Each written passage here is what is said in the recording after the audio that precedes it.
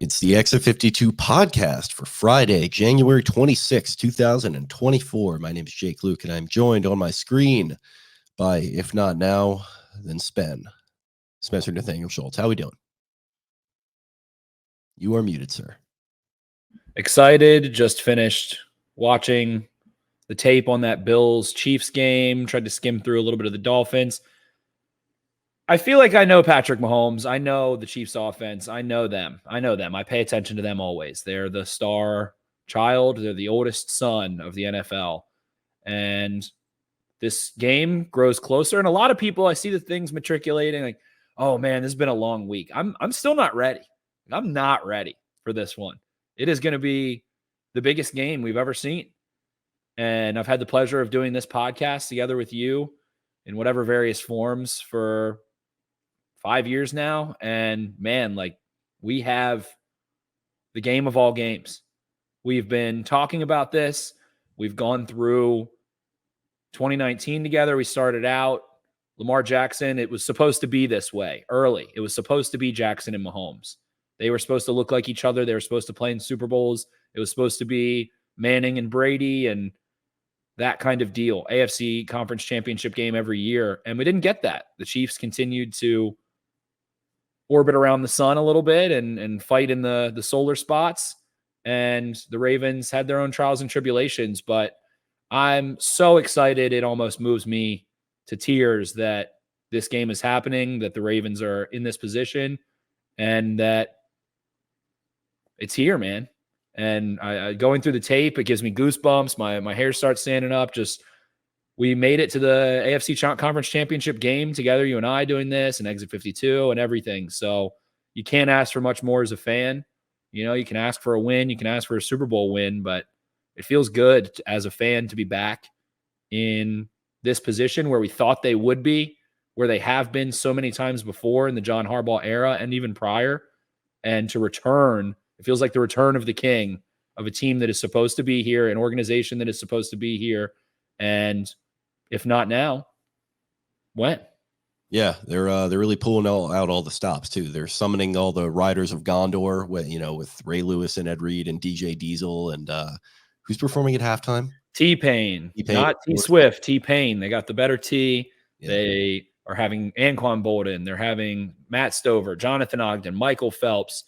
Whoever they can find, they're bringing. They're pulling in. It's the Marvel Avengers, all the superheroes converging that mean something to Baltimore will be at this game.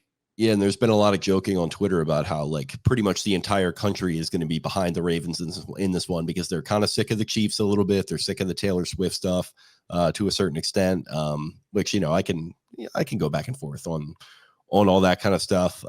But yeah, as of this week, it is very much I'm ready to see it come to an end. But overall, man, I think I said this yesterday. I kind of just feel like weirdly at peace with it. And maybe this is just my denial at work. And we're going to come around on Sunday and I'm just going to be a ball of nervous energy and a complete nervous wreck. I'm sure I will be at certain points throughout this one. But overall, just what have we been talking about for many years now? It's got to get back to the conference championship, got to get back up there. And then, once you get in that, it's kind of just a coin flip a couple different times to see who can come out as the Super Bowl champion. Every team that is here, all four of them are pretty much always the four best teams in the league. And it's just kind of a fight to the death from there to see who's going to come out on top. So I would love nothing more than the Ravens to win this game and then win the next game after that if they were lucky enough to get there. But as of right now, I think they've proven to us what they need to prove to us. I think they did in the offseason what they needed to do to get themselves back on the right track, to modernize the operation, to reset an operation that had grown a little bit stale. And I'm happy to see the results playing out the way that they have. But ultimately, as far as this game goes, like I said, you're a little bit at peace with it. At least I am. And I think it reflects pretty well with the way that these guys in the locker room are talking about the game, where you have Lamar Jackson kind of joking about, I don't like playing against Patrick Mahomes, with the subtext there obviously being that it's a pain in the dick because the guy is, probably the best quarterback we've ever seen. And you got Uncle Ro doing his whole routine where he's talking about him putting his pants on the same way as everybody else. And, we've got some malcontents on the other side of the aisle trying to stir things up a little bit, maybe somebody within Patrick Mahomes' camp. But overall, seems like a pretty respectful kind of run up into this. I haven't seen a ton of real legitimate trash talk. Just feels like two teams in a similar, I don't know. I would say that should be held in a very similar regard. I think it's going to be a good battle, a good test between the two, and I'm excited to see how it shakes out. And Roquan Smith, not that he was this passionate, he is always serious, but when you said he puts his pants on just like we do, it takes me back to my favorite football movie, my favorite football anything media of all time, Friday Night Lights, the movie, the Permian Panthers, Ivory Christensen in the locker room at halftime. And that was kind of, people talk about the Lamar Jackson thing, but it says, what's wrong with y'all? Y'all playing like some little girls. Y'all act like you never played football before. These guys are nothing. They bleed just like we do. They sweat just like we do. They went through 2 days. We went through 2 days in 110-degree heat. So, and I actually put the new noise, the Refuse song over Rose's psychopath speech that he gave a couple weeks ago to fire myself up. I put that out on Twitter. It got some traction. So maybe I'll have to. That was sick. That was sick. Yeah. And shout out to Permian and Odessa. Shout out to the Permian Panthers out there in Odessa. But you mentioned Odell Beckham, another one in the locker room, talking about for a while how special his team is. And I think the reason I feel kind of like I'm about to play in a game for the first time, like since we've been doing this, I have that kind of feeling that like my knee bounces and I'm like, all right, hit. And I think the reason you might feel calm is because of like the Christmas game against the 49ers. Like this team does feel battle tested, and they talked about it this week too. I forget which player, but they said we had to travel and play on Christmas and New Year's and in London, and we did the late bye week. What have we not done? Who have we not played? And I guess you can say, hey, they haven't played Patrick Mahomes with a trip to the Super Bowl on the line, but they have fought the big boss, the final boss. They have pulled out the sword and stuck it in every mountain that they possibly could, and they just need to do their best as a Viper not to get their legs swept here and show off and play with their food.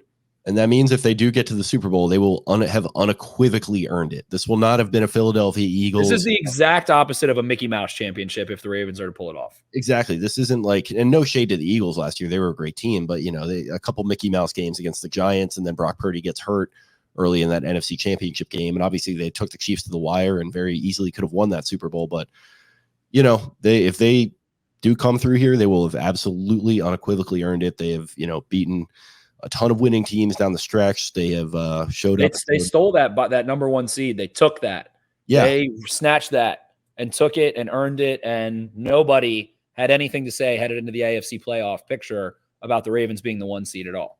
Yeah, exactly. It was not, it was 100% blood, sweat, and tears is what has got them there. And, I'm proud of this squad. It's one of my favorite teams that I've ever watched. And I think it's because of the fact that they've just earned it every single step of the way. And they got another big step here. And we talked a little bit before we got going. This Chiefs team, it's maybe not super impressive talent-wise, but let's do the overview first. Let's go all the way from the top. 3:00 Sunday. The Ravens will host the Chiefs. The now 14-4 Ravens, who are 12-6 against the spread, will host the 13-6 Chiefs, who are 11-7-1 against the spread. The spread has pretty much stayed the same most of the week. Flick back at one point, I believe yesterday, to about 4 points, a good bit. On the injury report, Isaiah Pacheco has not practiced the last 2 days with a toe injury, I believe is the official listing. Joe Thuney has not practiced. L'Jarius Sneed, I believe, has been limited.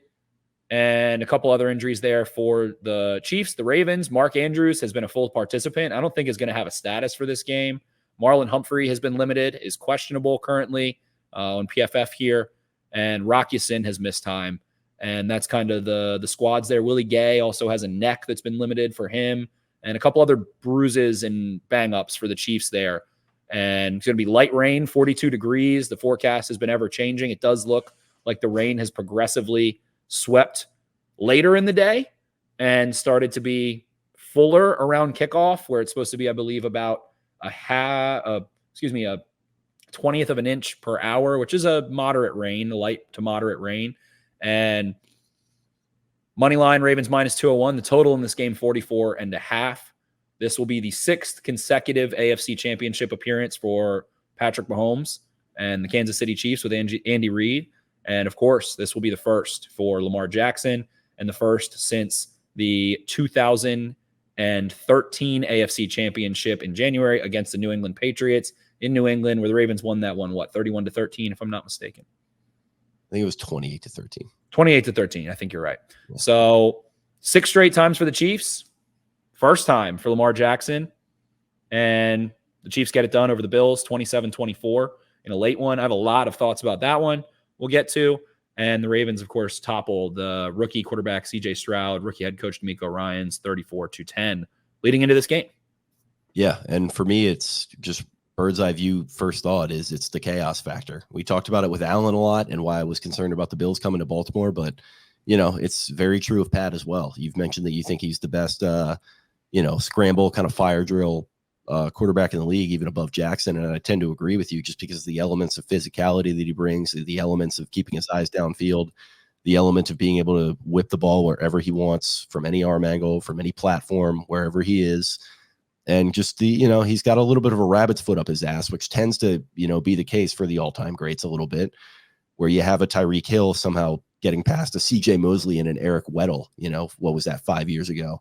And that was kind of the first matchup between these two guys. And Lamar takes him right down to that, the Ravens overall take him right down to that 4th down, and comes down to that. He makes that play, goes to overtime, and they get the win over the Ravens. And that kind of just sort of set the tone, and it set a sour taste in the Ravens' mouth over the next couple of matchups. And then ultimately, you think about the most recent one where it was in Baltimore in 2021. Ravens had taken that loss to the Raiders in week 1. It was kind of, they were staring down the gun barrel at 0-2, and they lost Edwards and they had lost Marcus Peters in practice. And, it looked like that season could have gotten out of hand pretty quickly, and ultimately it did, but they got off to a hot start, and it was because of that first galvanizing win that they had in Baltimore, where they beat them, I believe, 36-35. One of the crazier games that we've ever seen. And I don't know if it's going to get up quite that high scoring, considering that the Chiefs are not as much of an offensive team now as they were at the time. They're much more defensive. They're much more grinded out.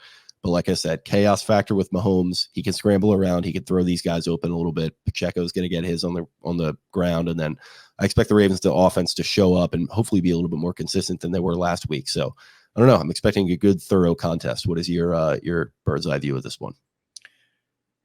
It feels like the Chiefs and the Ravens have played at stages of growth of Lamar Jackson's career. His rookie year back in 2018 in December, tight game there where Jackson was running a pretty limited offense, played really well. Grows in 2019. That was still early. That was a loss that was a part of the overhaul that happened after that Browns loss following that one, if I'm not mistaken. That leads to LJ Fort, Josh Bynes, kind of a defensive shift there, and a look in the mirror for the Ravens. They go on to win 12 straight after those 2 losses, Kansas City and Cleveland. Then in 2020, it felt like Lamar Jackson had started to mature in a way as a passer, and the offense did start to open up a little bit more in a different way. Not able to get it done at home. It was a COVID game, the home field advantage taken away. So kind of a microcosm of the stunted ability of that COVID year overall, and of the fact that the Ravens had so many injuries that year. And then 2021, able to get it done with guys like Tyson Williams, with guys like Latavius Murray, the zombie shark, who's still been kicking around the last couple of years here, my boy. He doesn't have a brain. He doesn't have a soul. He just runs a football. Dude, who's he on right now again? He's on the Bills. The Bills, yeah, dude. I saw him make a play. I was like, is that fucking Latavius? Is he still in the league? Dude, he's the best. He's like 20th all time in rushing yards or something. He's one of my low-key favorite players ever. Young too, yeah. He had 3 catches for 27 yards. I actually have a clip where we'll get to it, but I have a clip of him wide open and Josh Allen. I have a theme of kind of Josh Allen just pushing too hard.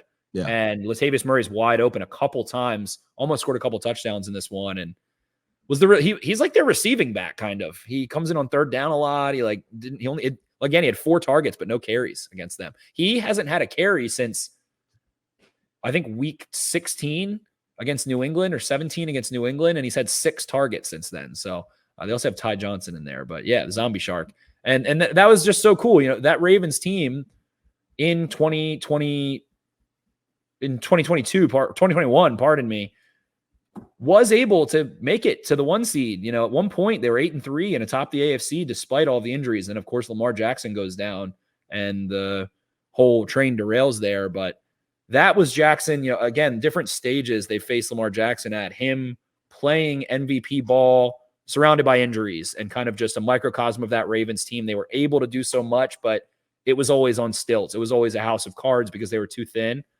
And then now the Chiefs are a little bit of the wounded rabbit, trying to jump off one foot. And the Ravens feel like they have a pretty stocked cabinet of depth and talent and balance and coordinators and things like that. So, it's going to be in Baltimore.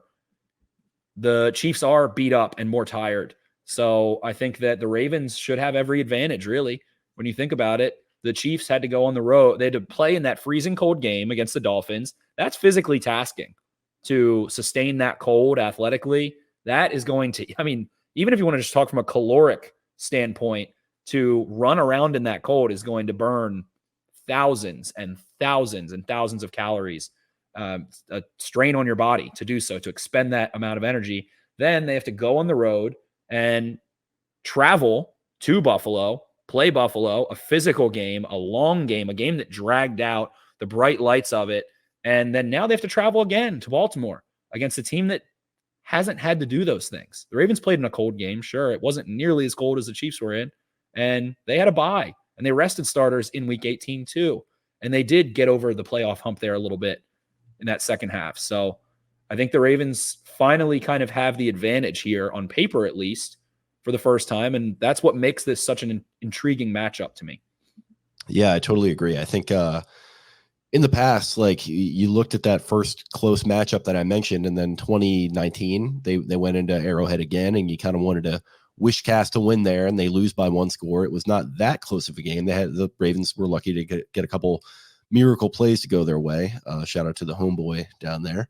And then 2020, they had been 0-2 against them at that point. Chiefs come in that COVID year. And it's like, all right, well, now maybe the decks are stacked a little bit better for the Ravens. Maybe it's their time to get this win, and they just get blown the hell out.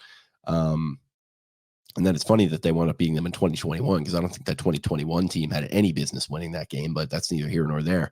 But they had started to build a little bit more towards that pass first offense, where they made some moves at receiver with Watkins, with Bateman. And that kind of was just the beginning sort of germ starting to infect them, that like, man, we need to kind of like update the operation here. And then finally, here we are in 2023. They've got the cupboard stock, to your point, at receiver. They've, made a ton of veteran moves that have all worked out. You wouldn't have expected all of Clowney, Van Noy, and all these other moves that they've made, Mullet, Darby, to have worked out in the way that they did. So the roster is stocked. The coaching changes they've made have both been a smashing success over the last couple of years.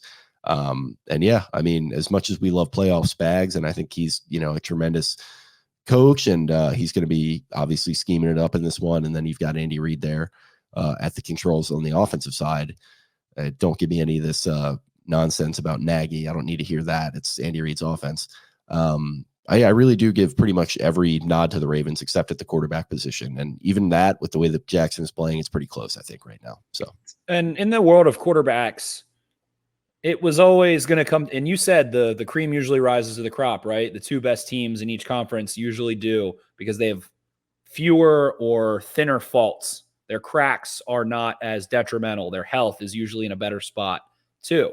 And of course, really the three teams ended up, we'll say, having a shot. The Texans get kind of blown out there, run away in the second half. It was the Bills, it was the Chiefs, and it was the Ravens. And I'll throw Joe Burrow and the Bengals in there too. Maybe they would have, with Joe Burrow's health, been able to beat the Texans and go play in Baltimore. And it's those four in the AFC or something like that. So at this point, when I start to look at this Chiefs team, the two things that stick out to me before we hop into the tape here in a moment are that it kind of reminds me of the Ravens in the sense of team building and how they develop. It feels like they have a uniform type of player defensively, and I'll kind of say offensively too. They like big, strong, calm, powerful players on both sides of the football. I like to look at their linebacker room and really their defensive front. You've got Leo Chenal, big, strong, physical guy, not really a wiggly, bursty, sideline speed guy. And it feels like they have As opposed to, let's say, the Bills, I've talked about AJ Epinesa 1,000 times. They made him lose weight, get thinner, rush that way. They changed his biochemistry. They changed his frame. Instead, they have corn-fed them. Leo Chenal looks bigger than he did in college. They have Nick Bolton, who looks bigger than he did in college. And they just play this really calm game of, we're not going to be explosive and fast and speed-like. We're going to let you show your cards. Their safeties on defense drop back deep, play conservatively. Their corners press and bail. They'll jam and then bail. They're fine with paper cuts. They're fine rallying to the football. As a pass rush, it's Chris Jones, giant, strong dude. Not the quickest guy in the world in terms of like open field speed. He can, swim you in a blink of an eye. They've got Noddy. They've got all these big guys. Karlaftis is another bigger, stronger, plodding kind of, Clydesdale type guy. And on the offensive side of the ball, it's kind of more of the same. I mean, that's what Kelsey is, especially at this point in his career. Rashee Rice, a big dude. Justin Watson's a big dude. Isaiah Pacheco plays a physical brand of football. All these guys are bigger. And then they have like Hardman and Tony, and they wanted to have like a toy, and those guys haven't really worked out. They brought Hardman in because Tony's hurt. So they just have this very big, physical, calm team. And they don't really play this like explosive physicality.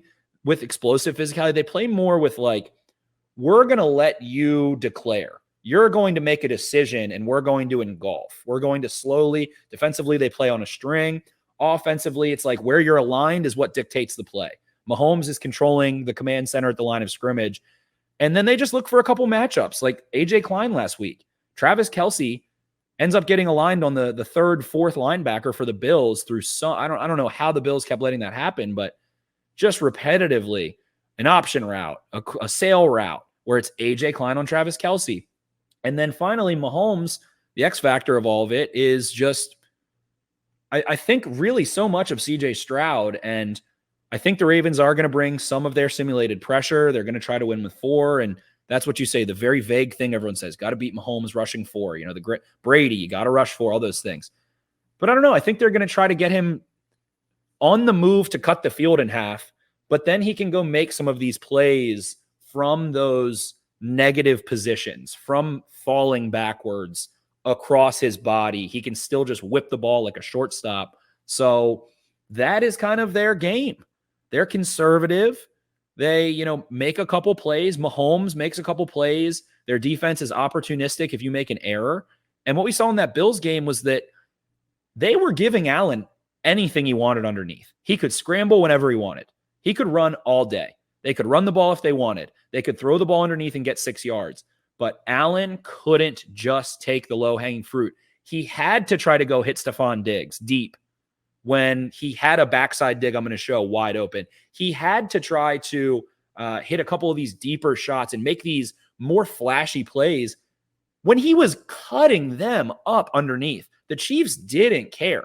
And part of that is that, hey, even if Allen goes and scores the touchdown and doesn't run enough clock down, what's waiting on the other side is Mahomes with the ball and the chance to win. And that's where they want to get you.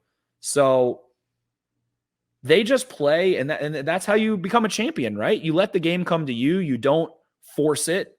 And those are the things that win. You don't turn the football over. You let your opponent make their mistakes. You force them to beat you methodically. What did Tom Brady do for years and years and years? Bill Belichick would take away your best receiver, and then Tom Brady would paper cut you to death over and over. And can you play a mistake-free football game? And Allen pretty much did. He just missed the throw late. Everybody talks about Diggs open, and that kind of the throw was there to Shakir. It was wide open. He threw it a hair early. He saw it. He threw it, and he had somebody push into him, and he didn't reset his base and throw a classic, Josh Allen big boy throw. He instead kind of sidearm, tried to kind of bullet it early, and it didn't have enough meat on it, muscle on it, I should say, and fell short. And then the Chiefs just let you it's like quicksand. They just let you sink yourself slowly. Yeah, and I think that's where, what we've seen from the Ravens offense in recent weeks, I kind of like just continuing with that approach. Like we've talked a lot about the last few months, even where's the big play? Where are the deep shots to Flowers? Where is this and that? If there were ever a time, based on what you're saying, to just kind of stick with the dink and dunk, let's just, get to the sticks and keep these drives alive and run the ball here and Jackson will scramble there. And at the end of the day, we're going to be having a pretty good look at 6 points. Like they've just got to keep it in front of them to that point. I'm curious about how Andrews, who is probably, I think, going to play in this one, how he's going to help factor into that equation, because it felt like he gave them a little bit more of a presence beyond the sticks. Like if they needed like a 15 to 20 yard completion, you could still go to Flowers or Beckham or Bateman a little bit here and there, or even Nelly, but the gotta have it moments. Yeah, exactly. They gotta have it. The clutch moments feels much more automatic when you're targeting Andrews. He finds those soft spots. He freelances a little bit. He's got soft hands. He can fight for the ball in the air too. So I'm curious, like, is he going to change that calculus a little bit where it's not going to be just that shorter passing, run it here, run it there kind of thing? And I don't know. I think he could be a pretty big factor in this one. I'm curious to see how he looks coming off that injury, because obviously it's been a while. He's got some rust to shake off, and will he be a little bit more of a decoy to just kind of help get Likely going? I don't know, but he presents to me a pretty big X factor in this one that people aren't even really talking about that much. Like the fact that he's coming back to play is pretty insane. Yeah, and you can go to BaltimoreRavens.com and read his Ryan Mink's article about the hyperbaric chamber that he's been in. It's very funny to read. Like we interviewed Mark Andrews. We know he's kind of just like a let's go, like giant frat boy in a way. In a good way. We love that. And the article goes on to detail. One of the quotes is, "My girlfriend's mom is very into health wellness, not health and wellness, health wellness. And they had a hyperbaric oxygen chamber," he said, saying she bought it for around $8 to $10 grand about 8 years ago. And the Jumbo said I just hard launched his girlfriend just hard launched him. They talk about Terrell Owens, and he goes, "Yeah, I was doing research about bringing in oxygen, especially as a diabetic, to your lungs, your feet, your ankles, my ankle, to help speed up that process. That's what healing is all about. Extra oxygen, just building up as much oxygen as you can." It was his girlfriend's family's idea to move the hyperbaric oxygen chamber to Andrew's home. "Sometimes I wake up in it in a panic, like, where am I?"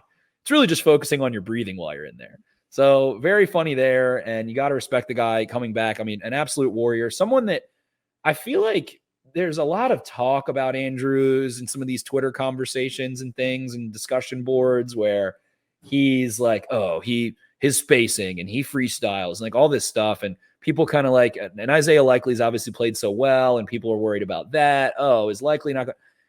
You can just tell how much Lamar wants him out there, what he means to the locker room and the competitor that he is, and how well respected and loved or beloved he is in that locker room. My 2 cents is that I feel like, especially on the offensive side of the ball, where you can kind of be a little more intentional and rotate players in and out. It's not like he's a corner or something, or like a linebacker or a pass rusher. I feel like they're going to pick something where he can focus, and it might be the red zone. It might be, like to your point, Jake, 3rd and longs, pass downs where the run isn't really an option. Something where he can just focus and integrate back in that way. And they can't take Isaiah Likely off the field. Isaiah Likely shouldn't lose a single snap. Like, he's been outstanding. He blocks hard. He is electric after the catch. He scores touchdowns every single game, more or less. He is a cog in this offense. So the more you can do, the better always. And I would assume that the Ravens pick a thing, a personnel. Maybe it's 12 personnel between the 20s. Maybe it's 2nd and 3rd and long. Maybe it's kind of the high red, the 30-yard line of the opponent and in, where Andrews has made, a living. He has like the 10th most receiving touchdowns since he entered the league. So I'm excited to see how they integrate him. I'm excited to see how much he's recovered. He had a pretty huge injury. Harbaugh said it was season ending at first, and dude goes in a hyperbaric chamber. He's freaking diabetic, sleeping in a hyperbaric chamber. Like, dude's a beast. Dude's a tank. And I can't wait to hear the stadium erupt. I believe the offense is going to get announced as a defense last week. They are, so yeah. I think it's going to be Mark Andrews and then Lamar Jackson. And I think the stadium's going to blow up from it. And I think if you're a teammate of Mark Andrews, if you're Michael Pierce, if you're Roquan Smith, if you're Nelson Aguilar, if you're, one of these backs, if you're Lamar, watching a diabetic dude who had his freaking ankle snap on national television and then do everything he's done to recover is going to get you jacked up. who's already gotten paid, who's already got all the accolades. Like, all he's got left. First team All Pro, like done everything but win these games. Exactly. All he's got left is win a game like this and then win a Super Bowl. That's all that's on his mind. And people also have this thing where Mark Andrews drops the ball in big games. He's made so many plays late in games and in like high leverage moments. It's absurd. Against the Patriots. The idea that if you get your hand on a ball and it doesn't wind up in a catch, that it's a drop. Like, you got your hands on it. If you can touch it, you can catch it. It's not always the case. I'm telling you guys. Even if you're one of the 10 people in the world who could get a hand on it, you should have caught it. Yeah, it's tough. So let's not oversimplify that too much. And yes, like, to the overall question of like Likely's rolling this and that, yes, for sure, keep him rolling as much as you can. But it is always a good thing to have your best receiver on the roster on the football field. Should we hop into the tape here a little bit? Yeah, let's rock it. All right. So if you're watching on YouTube, you'll see the tape getting pulled here in just a moment. It's not a Chrome tab. I'll just share my filibuster. I'll go Inception for a moment. Let me know if you can see it, Jake. Yep. So first thing that kind of stood out here early in this game and across some of the other tape I watched is just that the Ravens and Chiefs remind me of each other. They're not that worried about you running the ball as opposed to play action pass in these neutral downs. So we see Louque. You're going to see Knox run across the top of the screen there. And that backside defender, he just stays. He just stays and does his job. They're not worried if you run the ball out of heavy. They don't want you to throw a bomb. So with that in mind, they also, like I said, they kind of slow roll their pass rush. It's kind of this low gear pass rush. They'll give you space. And if you just don't force it, you can scramble, you can run. So as we see this kind of down block motion, just watch the backside defenders and the Louque. Other guys are clearing out. They're trying to do the classic Shanny Louque backside, see if you can, go with the motion. And they just don't. Everybody stays in their assignment. They get depth back and everything's covered perfectly.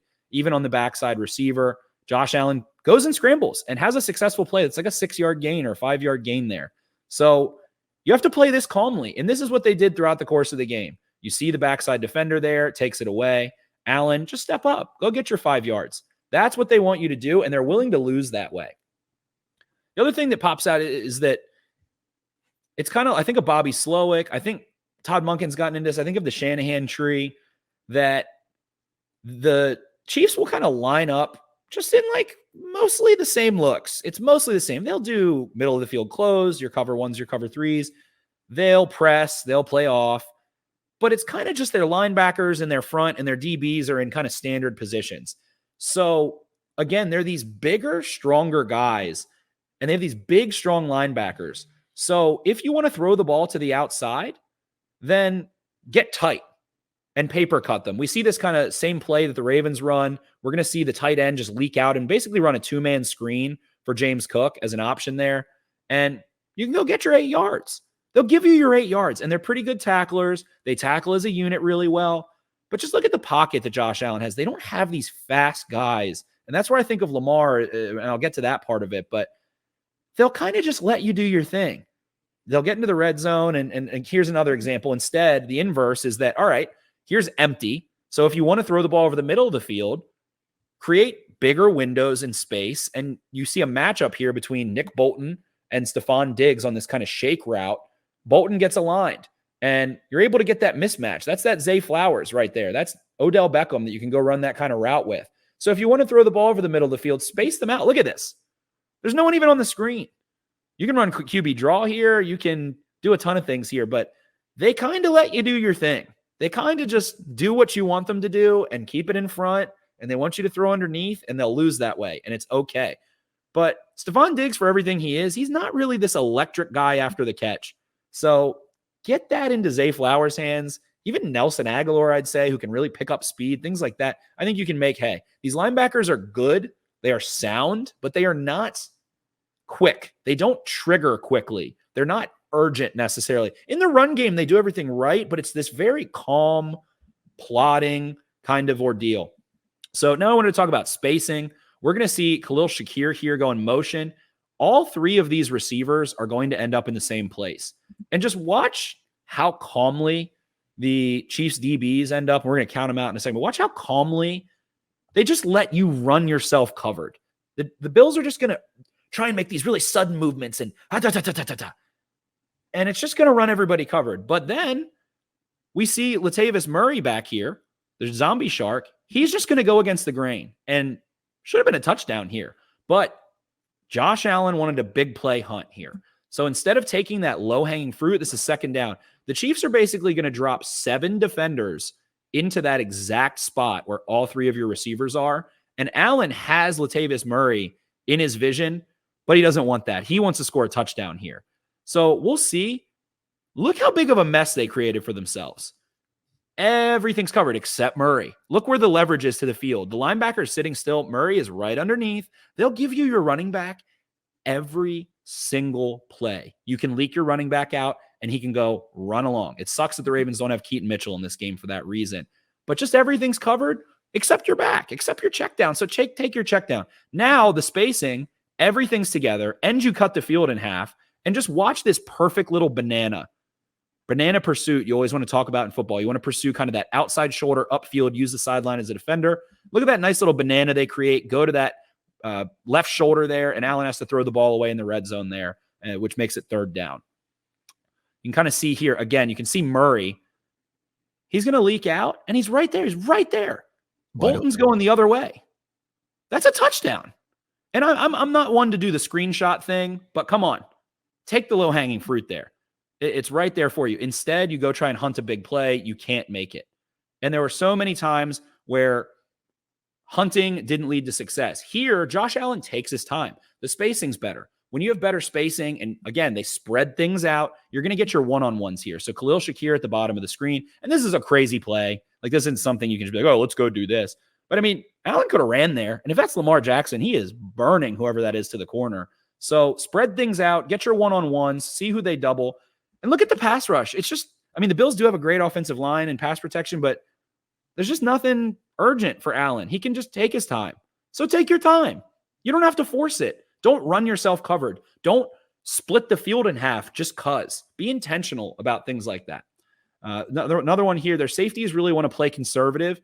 This is the missed bomb that Diggs kind of dropped or whatever. I mean, it was a 70-yard throw, tough catch, it's cold out, all that stuff.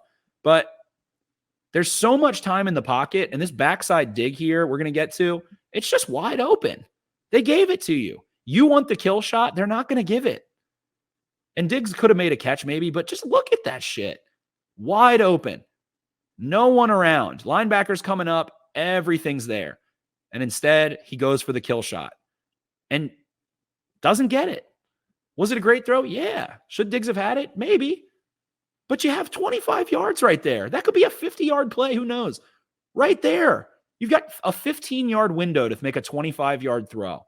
There's nothing aggravating that aggravates me more than that. I think back to 2014 when they were playing the Patriots, right? And Joe Flacco was absolutely surgical, just leading them down the field. I think he converts a 4th and 2, and you're like, oh my God, are they going to score a touchdown? Or are they going to go and win this thing?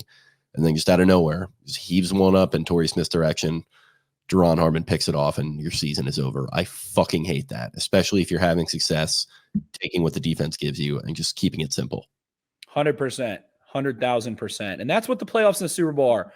So I'll take a pause there, and we're going to see Inception for a second. My stop sharing doesn't come with me on the quick time I have there. But so it's just, to me, the things that stand out are the low gear, the big physical players, the conservative nature of their safeties. I think if that's Lamar Jackson, who has torched the Chiefs on the ground, he had, 107 yards and 2 touchdowns the last time they played on 16 carries, 6.7 yards a carry. Time before that, it was 9 for 83. He did fumble twice there. Ran for 46 yards, 6 a carry, and 67 yards his rookie year, which is, eons ago. Ran 14 times that game when he used to do that kind of deal. But I think this has the opportunity, like Justice Hill in this game to me. And again, I'll say that Keaton Mitchell not being in this game, he would shred them. They are just this big plotting defense. And I think they played Josh Allen that way a little more than they normally do. And you'll see in the fourth quarter, when you get to it, the linebackers start to trigger a little bit more aggressively. but they still just play this very calm defensive game. You can have your check down, you can have your, underneath routes, you can scramble. So just play calm back. Just fight calm with calm. That's what Mahomes does, right? It's calm. It's just calm in those high leverage moments. The kill shot has to be obvious. It has to be wide open. And hey, not that Likely or Zay Flowers can't go make a play, but it's also like, if you can get the ball to Zay Flowers underneath, he's going to hurt them way worse than a Stephon Diggs does. It's going to hurt more when you get the ball to Justice Hill in space instead of a Latavius Murray. These guys that are a little bit more quick twitch can go downhill and gain more yardage and explode more. Yeah, and that's the tenor and the tempo of a team and an organization that's been there and done that now. They've done this already twice. They've been in this game 6 years in a row, right? They're not going to force it. Just like Brady and them didn't force it back in the day. They would take the paper cut offense out there and they'd go and just kill you with it. Death by 1,000 cuts. Brady wasn't bombing it deep, trying to, go for it all and make the home run play and just get out of town. It was like, no, I'll just take what they give me and do what I got to do because I've done this before and I'm not going to lose my marbles. I'm just going to keep us in this thing. So, yeah, I think that's going to be a key in this one because the Chiefs certainly aren't going to get out over their skis. I think the Ravens certainly cannot afford to either. Me neither. And Todd Monken has a quote today that is something to the tune of, my wife tells me, just run the plays that work. And I agree with that. I think everybody should agree with that. Yeah.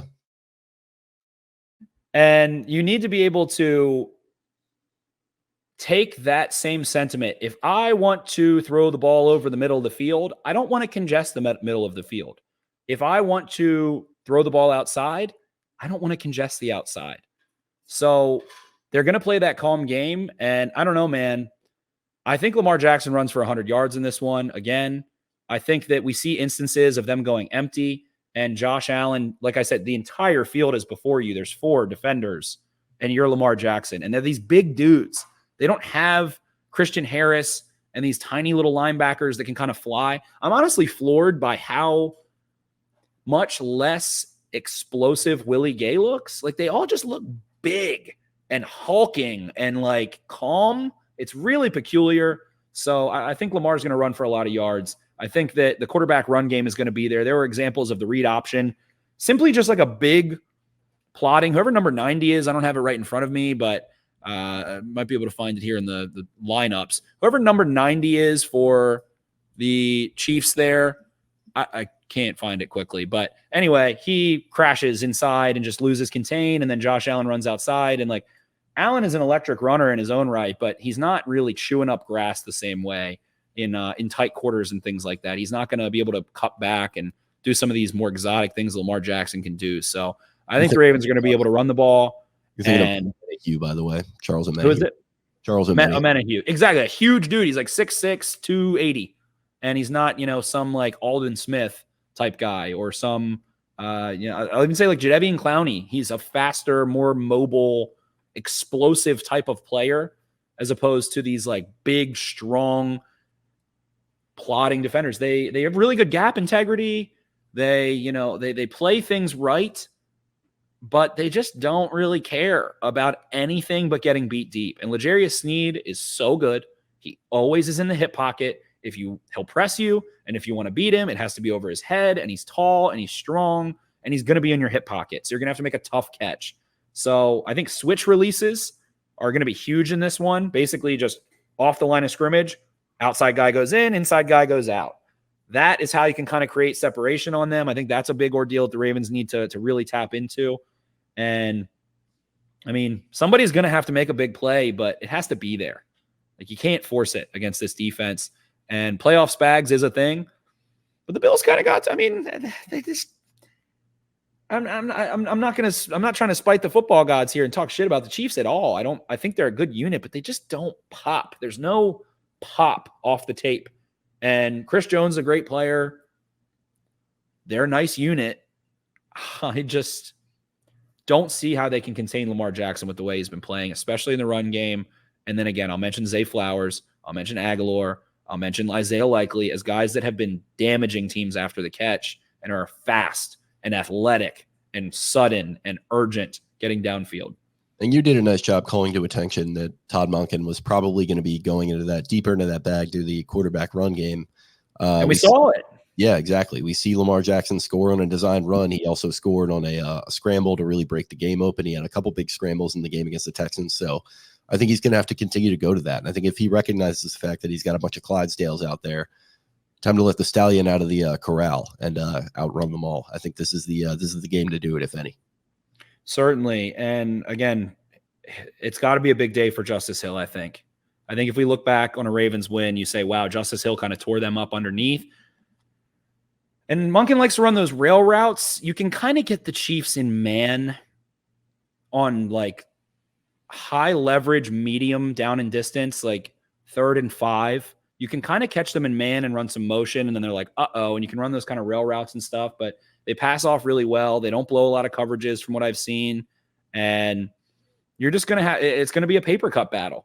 And then on the other side of the football, you've got Travis Kelce and Patrick Mahomes and Rashee Rice and these guys, and I only pulled like 2 plays of them that I'll pull up super quickly, but and let me go back here and go to Inception, and then we'll go max it. All right.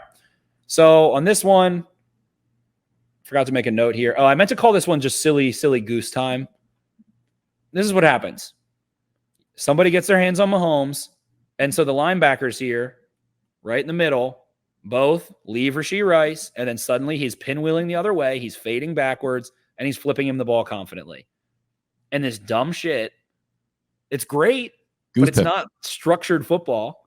Goof pickle. It's goof pickle, silly goose time, silly ha-has. This is a 40-yard play. Set that to the Benny Hill music. I'd laugh at that. Exactly. It's the drunken toddler, Patrick Mahomes and Kyler Murray. And here's just one more look just for silly goose, goof pickle time. Chilling in the pocket, nothing there. Oh, okay. He'll just spin around, throw the ball, jumping off his back foot. I've seen him make that play no less than 7,000 times. Make your fucking tackles on Sunday night, guys. That is all I ask. Did I double up on this one? I think I did. There we go. There's my silly goose time caption. Well, you captioned it now, so we like that. There we go. Silly goose time. So you have to have your assignment. You can't abandon your assignment. And I think you have to make Mahomes run for like 80 yards. Like, I think he's got to play a game where you never leave your guy and he's just running, and then go let Roquan Smith and Patrick Queen and Kyle Hamilton go deal with him. And if he wants to run for 100 yards, run for 100 yards. You're willing to lose that game. Here is just the summation to me of why is AJ Klein in coverage all the time, and also what makes Travis Kelce still good at football. I don't think he quite is as explosive as he used to be, but he's still just as smart, probably smarter, and still physical and strong. He's 34 years old, and just the timing that they operate with. They're going to, Kelsey's going to run this little option, and he's going to want to carry it outside. And he just presses up on AJ Klein right here. Klein's like, oh, I'm scared of you going inside. And then Kelce just turns back the other way, and Mahomes throws the ball. That's a tight window.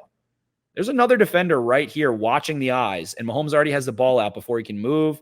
And that's just guys that have played in 1,000 playoff football games together for a reason, because they're that good, and the timing is almost unstoppable. So you can't let Kelce press up into you like that. If he wants to, you gotta make it a little bit more physical in that sense. So those are really the only 2 plays that I had pulled up there as we screen set for the final time. But those summate their offense. They run counter, they run trap, they run big boy ball inside. We were talking about Pacheco before we got started here a little bit. It's like he's a 250-pound runner. He just runs hard. He's not even a factor in the pass game. They don't throw him the ball. He just runs hard. They have huge, strong offensive linemen. And I think if Joe Thuney's out, it's an issue. I think he is. They paid him that amount of money for a reason. They wanted to play this brand of football, running counter and trap and power. And if he goes out and it's a backup, Justin Madubuike was pushing backup level guards, jag guards into the backfield with ease. The Ravens are explosive up front. If they want to, they will penetrate 3 yards into the backfield. And you can kind of, I don't know, the Chiefs, I think, they give away their runs. They get really tight splits when they want to run a pulling concept, trap, power, counter, condenses. You can kind of see. You kind of know they're doing something, and you can kind of see the guard that's going to pull is kind of a little bit far back. It's not a secret. And to take out their hitman in Joe Thuney, who is the guy that's making the Yonda block, the tough down block across his face, that's a huge loss.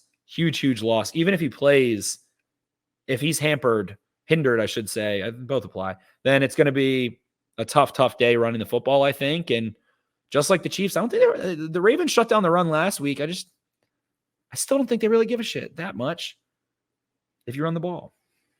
Yeah, I'm seeing a lot of talk too about Hamilton versus Kelsey, and like this is what you drafted Kyle Hamilton for, and I totally agree with that. But like, I'm kind of thinking, watching that goof pickle play, it kind of got my gears turning a little bit. Thinking back to that Colts game where we had Kyle Hamilton around the line of scrimmage a ton, winds up with 3 sacks. He did. Yeah, excuse me, winds up with 3 sacks. And like, if you need a guy that's going to be able to corral Mahomes, and there aren't many, and maybe Hamilton isn't that guy, but like, if I had to bet on somebody with the arm length that he has, with the overall length that he has, with the strength and speed that he has, like, it wouldn't surprise me if Mike Mack kind of threw a wild card in there and said, we're just going to put you around the line of scrimmage a ton. We're going to blitz you a ton, and you're going to have to help us bring this guy down and get them into third and long type situations. And then we'll sit back, and then we'll guard Kelsey, and then we'll play the sticks. Like, I almost feel like that would be a good early down strategy to try and throw them off their rhythm a little bit, because in any iteration of this offense, whether it's this year or when they're at their absolute best, I think they really did thrive on just getting, quick little completions to Kelsey, short little runs here and there going which way, scrambles from Mahomes to get them into 2nd and 2, to get them into 3rd and 1. And they just, like you said, they just pick you apart down the field. I feel like if you can get them off their balance and get them into those negative situations early, that really could set a good tone for this game. And it's easier said than done for sure, but I think Kyle Hamilton could be a weapon in that regard. It is. And I just don't know what they do explosively necessarily. Like Marquez Valdez-Scantling, I love him as a player. When he signed that contract, I thought he was going to be a 1,000-yard guy, and everybody's going to be like, oh, the Chiefs didn't sign anyone. Hasn't been up to that billing, but he's been really good in the playoffs. When you go back in this Bills game, it was the the 2 longest plays they had, a 32-yarder to Marquez Valdez-Scantling, a 30-yarder to Marquez Valdez-Scantling, him making tight contested catches in a huge game in a big moment. He is a playoff player. He is the one that is a little bit more explosive and can push downfield and has the playoff experience of making big catches in big moments to go in the Super Bowl, in the conference championship from last year. So he's kind of the one to watch for there. If you get those 50-50 balls, can't let him kind of late hands and you can't pussyfoot around those. You got to go take that football away. And Mahomes has not been turnover adverse this year. When you go to his playoff stats here, let's see. His turnover worthy play has been just better than I thought, actually. Right around where Lamar Jackson's is, but has not been perfect in that regard. And again, I've been saying it for weeks. It's an obvious statement. It's vague, but if you're a defender, you can't let a football hit you in the hands and drop it. Kyle Hamilton can't drop that breadbasket one that was a tip ball. You got to come away with those. It's easier said than done. Ball's slippery, it's shaped funny, and bounces in strange ways. But somebody's going to have to make a turnover. Somebody's going to have to hit it, punch a fumble out. And I will say one thing about the Chiefs defense too. They're big, they're strong, they're conservative. But once you're kind of tied up, they are ripping at that ball to the ground. They're always trying to get that last second punch out right before your knee drops. Suddenly they rip at the ball. So ball security is huge in this one. Justice Hill, who had his issues earlier in the year, I'm looking at him. I think this needs to be a Justice Hill game. And Dalvin Cook maybe ends up taking a few more snaps too. I love Gus Edwards to death. He just hasn't provided the juice to support giving him a huge share of touches. He's great in what he's great in, short yardage. He's a calm presence. He has done a nice job for a long time, but I need a little more juice there out of him, or else I'm looking at Justice Hill and maybe a little bit of Dalvin Cook. And I don't know, man, Justice Hill's earned it. I would say, if you want to be a Harbaugh, if you want to be a who's got it better than us and live by the code of football, what has Justice Hill done other than deserve to get a chance in this game to go make plays? And some of that I said earlier in the year in this podcast, I was like, he's probably the worst. At one point in the season, I say he's the worst Raven that plays a good bit. He was fumbling a lot. He was blowing pass pro and has fully turned that around. So he's someone I really look at in this game, needing to make plays. And on the other side, man, I don't know. It's just, I think it was Gronk that said it simply. He was just like, the Ravens guys are better defensively. Like, Kelsey's not as, he didn't say this part, but Kelsey's not as terrifying as he was. He's going to have 100 yards probably. He's going to have 7 catches. He'll probably have a touchdown. He's going to empty the clip here. But who's terrifying you other than Mahomes? They don't have scary guys. They don't have Tyreek. They don't have a lot of these guys that were making. Kadarius Toney last year was making plays. Maybe he comes out of the woodwork. He's questionable with a hip, hasn't played in a while. People have ripped on him. He made huge plays in that playoff run too. And he's the exact kind of player. Like, I get why they wanted him. He is the antithesis of all these big, strong, plotting players that they have on both sides of the football. I mean, they've got McDuffie too. I'll mention in the slot is a nice player, but man, I think the Ravens should win this game. And this is where it comes down to, it's one game, right? Single elimination. So it's going to come down to those high leverage moments, penalties, turnovers, sacks, missed opportunities, missed field goals, can't miss a field goal, can't fuck up a 4th down. And the thing I'll turn to here a little bit, and we can dilly-dally back and forth. Of course, we want to empty the clip in this episode, but speaking of emptying the clip, do not, John Harbaugh, be at the end of the second half with 2 timeouts or with less than 3 timeouts, I'll say. Don't do what McDermott did and blow a timeout early in the second half to save 5 yards, because this game is going to come down to the 4th quarter. Chris Jones was floating around today. Chris Jones has like a 55 run grade on PFF in the first half. In the 3rd quarter, it's like a 70. And in the 4th quarter, it's like an 85. The Chiefs turn up the dial in the 4th quarter. So keep your fucking timeouts. Keep all 3 timeouts. I don't care. You have to trust that Lamar Jackson won't turn the ball over or won't do the dumb thing. If you can't, then you're not going to win anyway. So don't call a timeout for 5 yards. Have 3 timeouts at the end of the game so that you can slow everything down and play calmly.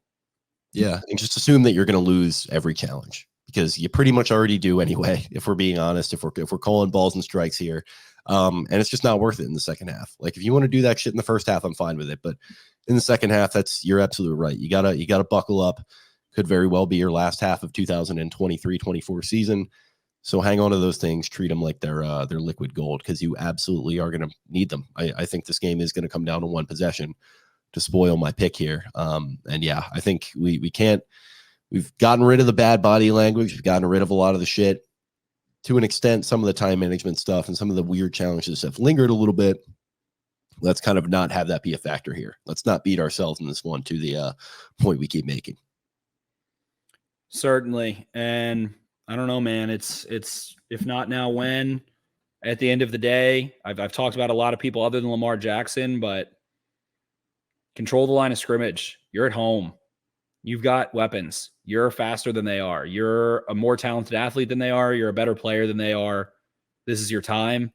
And this is what he's obsessed about, right? That's what he says. It's what everybody says about him. He's obsessed about making the Super Bowl, winning a Super Bowl.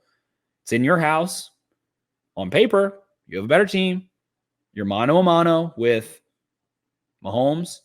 And I don't know. Who is it? What is it? Richard Sherman that keeps saying, like, oh, Mahomes has only lost to Brady and Burrow in the playoffs. It's like, Lamar Jackson beat Brady twice. He's beaten Mahomes. He can beat anybody on any given Sunday. It's any given Sunday, and that's this Sunday. It is any given Sunday now. So out physical them. Be explosive with the football. Allow the guys I mentioned to make plays. And, man, I think we just saw the glimpse that, oh, Lamar Jackson's not going to run as much anymore. He doesn't want to run. He doesn't want to have to run. He saved himself. He saved it up. He's got HP. He's got his energy bar is full. He's rested. Exactly. He didn't have to make a ton of crazy plays last week. He ran a couple times, kept himself safe, and he made it through the regular season by not running as much in the regular season. And now it's time. It's time to run for 125 yards. It's time to have a 50-yard run. I'm going to be hammering Lamar Jackson longest run. It's a big fucking, I'm not going to say the S word. It's a big conservative defense that you should be able to outrun if you're urgent. If you're indecisive, they will swallow you up. So punch it. Fuck them. Punch it. I'm with it. I think, like if they're going to win, he's got to be ultimately, like, we talk about this and that and the other, but really, like, The two quarterbacks are what it comes down to. That's what everyone's been talking about, and it oversimplifies things a little bit for sure. And there's more that goes into it, but just bird's eye view, it's kind of a clash of two titans here. And I don't know. I think whichever guy makes a couple more plays is the guy that's probably going to be winning the game. I think it's going to be a close one. You ready to get in predictions? You got anything else you want to get off your chest? Chiefs are much worse against base defense in terms of EPA per play. Some of the people are talking about kind of in the analytics community, as opposed to nickel. They kind of run the ball down nickel's throat a little bit. But when your nickel is Kyle Hamilton, I don't know. And he's not perfect fit in the run. He'll make his mistakes. He'll overcommit and things. But curious to see what happens in that one when the Chiefs do go with their 21 and their 12 and get Gray on the field or whoever else, what the Ravens do. Malik Harrison is an interesting player in that regard. They do like to get him on the football field. Kyle Hamilton will get taken off sometimes. So we saw, and the final thing I'll say here, the misdirection. The Chiefs run the hula hoop with the screens and the throwbacks and all that shit and the jet sweep motion and the orbit return as much as anybody in the world. And I would be very disappointed after watching a Geno Stone go hunt down a throwback screen, after watching them play the Rams who do that kind of stuff and the Browns who do that kind of stuff. And the 49ers are the kings of that kind of misdirection, wily, getting a number wonky, throw back the other way, whatever. So at the end of the day, execute your assignment harder and faster. The Ravens have better athletes, in my opinion, that are a little bit more explosive and also aren't necessarily, the Chiefs are bigger physically, but they're not that much bigger. And I think the Ravens are a lot more explosive. So it's going to come down to simply turnovers, sacks, execution, staying home. And if you lose because you get mossed by Marquez Valdez-Scantling, then, it's what they've done. It's what the Chiefs have done. They pull the rabbit out of the hat there, but that's what it's got to be. You got to make those tight throws. And for the Chiefs to win this game, Mahomes is going to have like a 92 PFF grade. He's going to put on if the Chiefs win, Mahomes played, an elite all-time performance in a championship game that will be remembered forever. In terms of predictions, you go ahead first, as is tradition here. You already kind of said it, but yeah, I think it's going to be a close one. I think it's going to be an all-timer. I do have the Ravens winning. I think it might come down to the leg of one Justin Tucker. I think you might have made this point that we haven't really seen a ton of big moments from him this year, really even the last couple years. I'm going to go Ravens win this game 27-26. I think we're going to have a nice consistent shootout. It's going to have a similar tenor to that game against the Bills last week, but the Ravens get a couple extra bounces to go their way, and they are off to Las Vegas for the Super Bowl. It's crazy to say that out loud. I just realized how fucking crazy that is. When you said it, it resonated with me for sure. That's the gut feeling I have. The two feelings I have in this game are that Mahomes is going to take a shot. I think he's going to have to run. I think the Ravens are going to make him run. And I think he likes to press a little bit more than a Stroud, or he likes to push that limit and try and get that 15-yard penalty. And I think there's going to be a roughing, unnecessary roughness or a roughing or something. And I don't think it's going to knock him out of the game, but I think he's going to take a oh fuck shot, and it's going to be a flag, and it's going to be a huge boo bird thing. That's the kind of feeling I just get, the vision that I get about it. And then I see Justin Tucker having his moment. I have had it on my mind all week. I just see it. I think that the Ravens win this game. I'll go with my weird numbers. 3 touchdowns. Chiefs score 3 touchdowns, 2 field goals. Or 2 touchdowns, 3 field goals. Would put him at 20? Something along there. Let's go 23, 22, 23, 21, somewhere around there. It doesn't get there cleanly. I think the Ravens can score a couple touchdowns here, but I just believe Lamar Jackson's going to have the football. I think the Chiefs are going to score a field goal, a go-ahead, or a tying field goal. And I just think Lamar Jackson's going to have the football at the end of the game. And I think he's going to run. I think he's going to run, make 2 throws. Tucker's going to hit like a 49-yard field goal to win this and send the Ravens to the Super Bowl. And I think they are going to go play the 49ers, right? It's been that warpath. It's been the logo thing. Jared Goff I called CJ Stroud an indoor show pony. If you're an indoor show pony, you're in the vein of Jared Goff, because he is, if nothing else, an indoor show pony. And now they're going to have to go out to Santa Clara and go with the Bang Bang Niner gang rolling and Christian McCaffrey and all that stuff. So I think the Ravens do get it done. I think it is insane to say out loud, we finally have reached this point. We have hypothesized and postulated on Mahomes and Jackson playing in this game. It's what it was supposed to be. It's what we started the show with. It was always supposed to be this matchup. This should be the second one by now. So that shows it's a lot harder to get here. That's how good the Chiefs are. That's how good Patrick Mahomes is. 6 straight. So if not now, when? Yeah, I mean, Joe Burrow's done it twice now, and that's the high water mark of these young gunslingers between Lamar, between him, between Allen. All those 3 guys gunning to be the second fiddle to Mahomes here. And this is Lamar's first one. And goddamn, you better hope he takes advantage, because as Burrow showed this year, as Allen has shown, it can slip through your fingers really quick. And it's not the end of the world if it does. You'll get more chances, certainly. But when you have a good shot like this, it would be really behoove you to go ahead and take advantage. And I think the Ravens will on Sunday night. I have faith. Feels right. Feels right. And I don't know, man. I think the Ravens should run for 250 or something. I think they should run the Chiefs into the ground. There's no reason they shouldn't. Keep him off the field. Just I don't want to see Patrick Mahomes on the field very much. I have no interest in that. Just keep him off the field. Give me 8-minute drives. Give me bully ball. That's what I want. And we've been Jekyll and Hyde in the sense of the instant analysis where we're not sober, and these where we are. But my God, man, go to the game, buy the ticket, blow it all, blow your rent money, go to the game, yell until blood comes out of your fucking throat. Dude, I feel like I'm limping gutturally the finish line of this season right now. You guys should sound like me on Monday.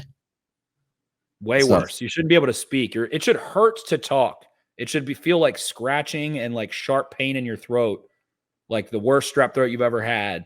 If you go to this game, stand up, yell louder, yell from the gut, the diaphragm, and don't stop yelling.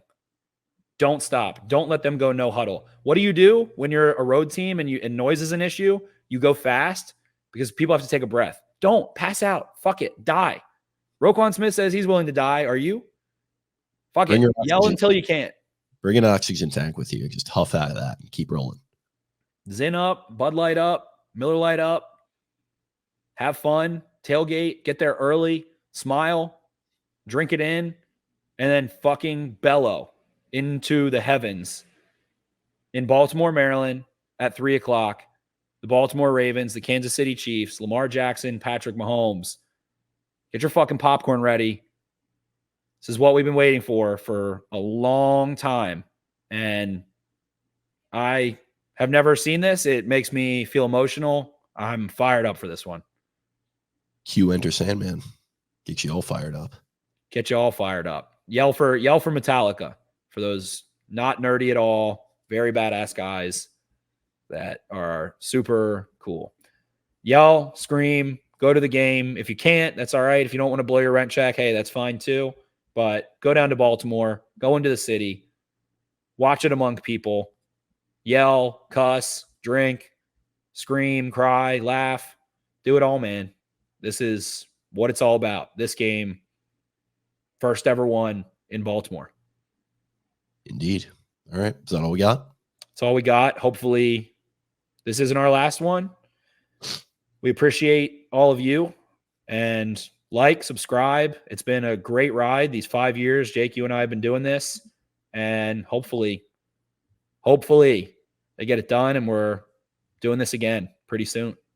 Yep, absolutely. Thank you guys once again for listening. Thanks to all our presenting sponsors, Jimmy's Famous Seafood. I think I forgot to shout them out at the top of the show. It might be a little late, but maybe see if you can check and get some tickets to the Tailgoat. They announced today, Thursday that is, so Friday as you're listening to this, that they are going to be having one DJ Diesel, that is Shaq, DJing the Tailgoat. They're going to have Ray Lewis and Ed Reed in attendance before they head over to the game to be the legends of the game.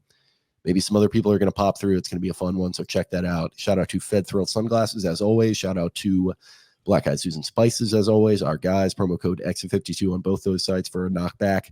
And then also shout out to the OG3. They're recording a little OG3 episode that you can check out, a little flagship show that is going to be live on the YouTube at the same time as this. So if you haven't gotten enough of your Ravens content, go and check that out as well. We'll have that posted right along. Brian should have some fun stories about his hijinks at Jimmy's the last couple of weeks and a lot that has gone on. So go check that out for sure. Yeah, exactly. He's been there with Kyle Van Noy. There's actually another really cool one in the works if they advance, and I hope to God they do, because I will definitely be in the house for that one, health permitting. So, yep. Thanks as always for everything. You can find us on social media at Exit52 Podcast on Twitter, Instagram, and TikTok. I am at Jake Louque. He is at Ravens4Dummies. That is the number 4 in the middle. Brian is at Barstool Banks. Taylor is at Taylor Smythe 10. Eric is at EDITCI 22. And we will talk to you guys, hopefully in jubilant fashion on Sunday night, but we'll be there either way. We will. I've got tears in my eyes, man. I'm ready. It's hit me. Do the damn thing. See ya. Arrivederci.